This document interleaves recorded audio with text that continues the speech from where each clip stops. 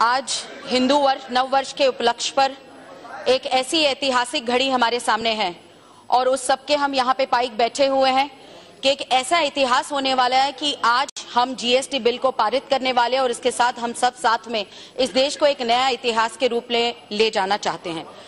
One country, one market, one tax, इस रूप दिशा में हम आगे बढ़ना चाहते हैं। ये संकल्पना ही नहीं, अभी ये सच्चाई होने जा रही है। ये सच्चाई इसलिए जरूरी है कि जैसे अभी आदरणीय दीनदयाल उपाध्याय जी की जन्म शताब्दी के बारे में जब हम सोचते हैं, उसके कार्यक्रम करते हैं, जब वो अभ्यास करते हैं, तो एकात्म मानव दर्शन की किताब हर कोई पढ़ता है और सोचता है कि एकात्म मानव दर्शन से हम हमारे विचारधारा के साथ जुड़ते हैं। उस एकात्म मानव दर्शन में ये लिखा है कि इस समाज के अंतिम आदमी तक पहुंचना यही हमारा काम है और जब तक उस अंतिम आदमी तक नहीं पहुंचेंगे तो इस समाज का कल्याण नहीं होगा। लेकिन आज हमारा सौभाग्य है कि वो समाज का अंतिम आदमी इस देश का प्रधानमंत्री बना है और वो प्रधानमंत्री नरेंद्र मोदी उस समाज के अंतिम स्तर तक पहुंचकर लोगों के लिए काम करना चाहते हैं और उस रूप से जीएसटी टैक्स को लाए। जीएसटी टैक्स क्या है?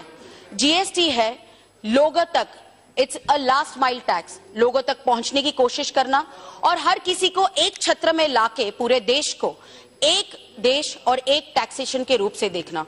यहाँ पे बहुत रूप से विरोधी दलों में बैठे हुए सारे लोगों ने कहा कि ये जीएसटी काउंसिल क्यों है, ये स्टेट और सेंटर का कॉम्बिनेशन क्यों है। तो मुझे लगता है ये अचंभित होने की जरूरत अभी उन्हें ऐसी पड़ी है क्योंकि ज्यादा से ज्यादा स्टेट सरकारें भारतीय जनता पार्टी की है या कहीं ना कहीं जाके वहां पे उनकी स्टेट सरकारें नहीं है और जो विकास का काम लेके हम आगे बढ़ना चाहते हैं उसका समर्थन वो करना चाहते कि नहीं चाहते, इसके बारे में मुझे चर्चा करनी, मुझे लगता है इसका विषय मुझे अचंभित करता है। एसजीएसटी और सीजीएसटी, स्टेट टैक्स और central taxes, state tax goods के लिए लगाया जाता है और सेंटर की टैक्सेस ये सर्विसेज पे होती है। लेकिन आज जीएसटी की वजह से, एक काउंसिल बनाने की वजह से, जीएसटी काउंसिल आज स्टेट का जो टैक्स गुड्स पे होता है और सेंटर का सर्विस पे होता है वो वाइसे वर्सा एक दूसरे को फायदा दे सकता है। पहले सर्विसेज सेंटर ले जाता था, गुड्स के टैक्सेस स्टेट रखते थे। आज सर्विसेज का भी फायदा हर एक राज्यों को होगा और वही गुड्स का फायदा देश को भी होगा। मुझे लगता है एक ऐसी सांझी अच्छी प्रकार किया हुआ है। इस कोशिश को मुझे लगता है विरोधकों ने विरोध करने से अच्छा ये कहना चाहिए था। मुझे वो बीरबल और अकबर की कहानी याद है कि एक बार अकबर राजा के पास एक आदमी दुखी होकर रोते चला गया। उसने अकबर राजा को ये कहा कि राजा, मैंने एक तो कुआं खरीदा है लेकिन ये आदमी उस कुएं से पानी मुझे निकालने नहीं देता है। तो तभी बीरबल को अकबर ने बुलाया और बीरबल को कहा कि इस समस्या का उलझन, जो समस्या पड़ी हुई है, इसका आप सुझाव करो। जब उस समस्या को सुझाने के लिए पूछा गया तो बीरबल को ये समझ आया, उन्होंने उस आदमी को बुलाया कि भाई तूने एक कुआं बेचा है? बोलते हाँ। फिर तू उसको पानी क्यों नहीं लेने देता? कहते नहीं, मैंने कुआं बेचा लेकिन पानी तो मेरा है।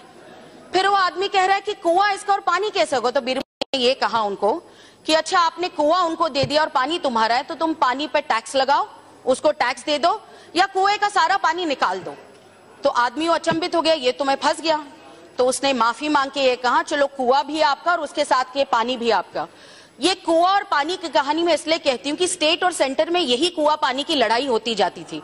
आज कुआं भी आपका है और प्यासे के लिए पानी भी आपको मिलेगा। ये आदरणीय नरेंद्र मोदी जी ने जीएसटी के रूप से सबको साथ में लाने के लिए, कोऑपरेटिव फेडरलिज्म के लिए ये काम किया है।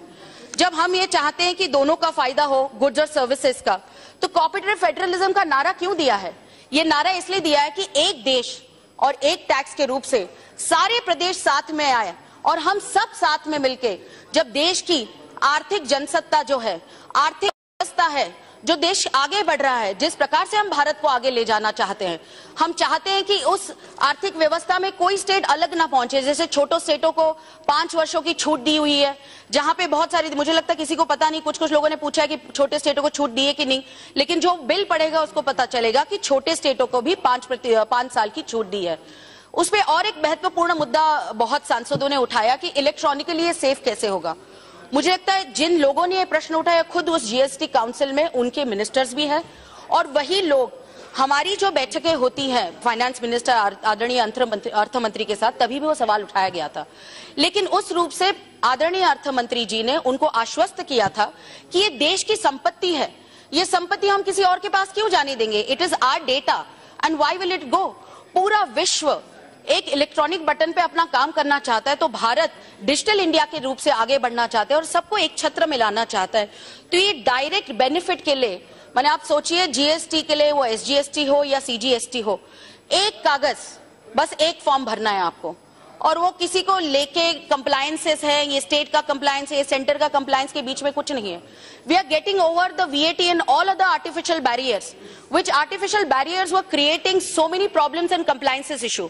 आज वो compliances issue कम हो रहे हैं और एक फॉर्म पे हम फॉर्म भर के इलेक्ट्रॉनिकली, जिसको खुद को जीएसटी भरनी हो, इलेक्ट्रॉनिकली अपना छोटा कारोबार हो या बड़ा कारोबार अपने रूप से कर सकता है। उस कारोबार के रूप से जब कभी उसको उसका बेनिफिट भी मिलना हो तो इलेक्ट्रिकली उसको डायरेक्ट बेनिफिट ट्रांसफर हो जाएगा। इस प्रकार का मुद्दा हम आगे ले आना चाहते हैं।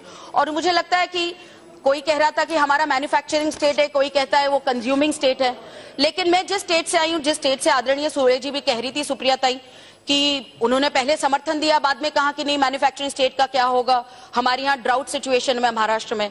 लेकिन मैं बहुत खुशी और दिल से कहना चाहती हूँ कि 3 साल से जिस प्रकार से ड्राउट महाराष्ट्र ने देखा है, उसके बाद मुख्यमंत्री की जन कल्याण जो सुविधाएं हैं लोगों तक पहुंचने की, जलयुक्त शिवार, इससे पूरे महाराष्ट्र में आने वाले 3 सालों के लिए पानी भर गया है और महाराष्ट्र अपने रूप से आगे बढ़ना चाहता है। और जब महाराष्ट्र के मुख्यमंत्री कहते हैं कि मैं मैन्युफैक्चरिंग स्टेट हूं लेकिन मैं भी कंज्यूमिंग स्टेट हूं और मैं तैयार हूं जीएसटी के लिए, जैसे आदरणीय सुप्रिया जी ने भी कहा, तो जब हम तैयार हैं तो ये कंप्लायंसेस को, बैरियर को हटा के हम आगे बढ़ना चाहते हैं।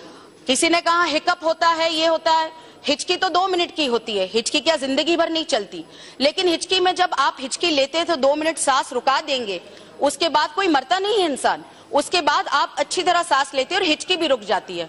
तो बस आपको प्यारा हमारे सबका जीएसटी का गुड़ और पानी पीना और हिचकी निकाल देनी है।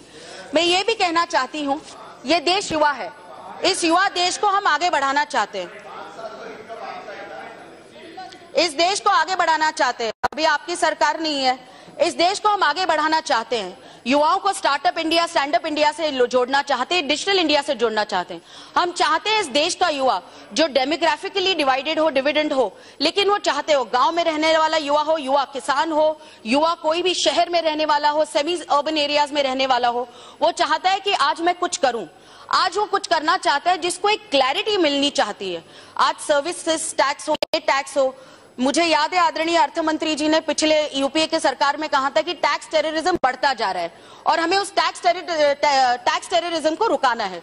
मुझे लगता है जीएसटी एक ऐसा उपाय है कि जो टैक्स टेररिज्म को रुकाना चाहता है और लोगों को अपनी सुविधा से बिजनेस करना देना चाहता है।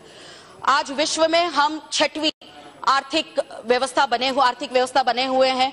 आज इंग्लैंड जिस देश में हमारे पे 200 साल राज किया है, उस इंग्लैंड को भी पीछे डाल के पूरे विश्व में 6वें नंबर पे भारत की अर्थव्यवस्था आगे बढ़ी हुई है।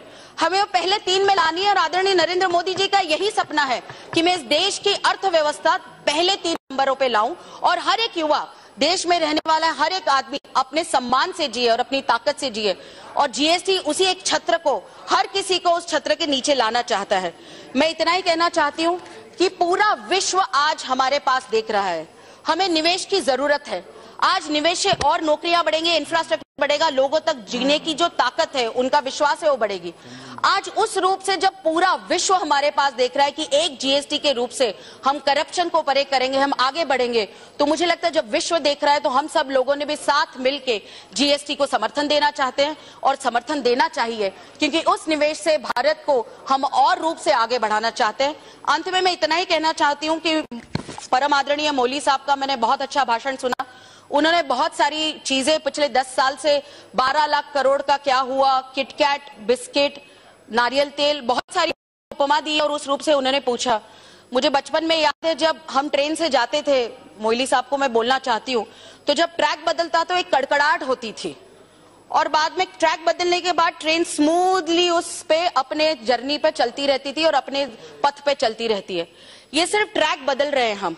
जिस प्रकार से पिछला शासन था, उस शासन ने इस देश के जो बदहाली की है, उस शासन के बाद हम चाहते हैं कि ये ट्रैक बदलना चाहिए, अर्थव्यवस्था को आगे ले जाना चाहिए। और मैं अपने भाषण में यही बताना चाहती हूँ, कड़कड़ाहट कुछ समय के हिकअप ही है, कुछ हिचकी है। आपको गुड़ और पानी हम जरूर दिलाएंगे, जिसको कंप्लायंस की तकलीफ होगी वो अर्थ मंत्री यहाँ पे मेघवाल जी बैठे वो देंगे और हम आगे बढ़ेंगे। मैं इतना ही कहूंगी कि इस रूप से आज छोटे छोटे व्यापारी इस रूप से देखना चाहते हैं कि मेरा क्या होगा, क्या किस रूप से टेररिज्म बढ़ा रहे हैं। तो मैं आश्वस्त करना चाहती हूँ, ये मोदी सरकार है, ये यूपीए की सरकार नहीं। ये बोलती है तो करके दिखाती है, और उस रूप से जीएसटी के रूप से भी हर किसी को ताकत देंगे। बहुत बहुत धन्यवाद।